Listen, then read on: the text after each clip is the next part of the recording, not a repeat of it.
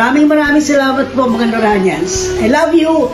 Panghabang buhay hanggang sa kabilang buhay na walang hanggan. Nagluluksa ngayon ang Philippine showbiz sa pagpanaw ng superstar at national artist for film and broadcast art na si Nora Aunor. Kaagad kumalat sa mga group chat ang tungkol sa pagkamatay ni Ate Guy o Nora Caballera Villamayor sa edad na 71 years old. Pero ang sabi ay mag-a-announce sa social media ang anak niya na si Ian De Leon tungkol sa pagpanaw ng superstar. Bago mag 11 PM ay nagpost na si Ian sa kanyang Facebook account at sinabing, "We love you ma, alam ng Diyos kung gaano ka namin kamahal.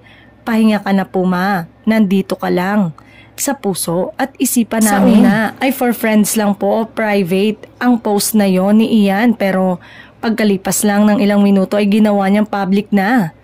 Bandang 11:35 PM naman ay nagpost ulit si Ian sa kanyang FB account ng announcement tungkol sa pagpanaw ng ina. "With deep sorrow and heavy hearts, we share the passing of our beloved mother Nora C. Villamayor, Nora Aunor, who left us on today, April 16, 2025 at the age of 71. She was the heart of our family, a source of unconditional love, strength, and warmth. Her kindness, wisdom, and beautiful spirit touched everyone who knew her. She will be missed beyond words and remembered forever."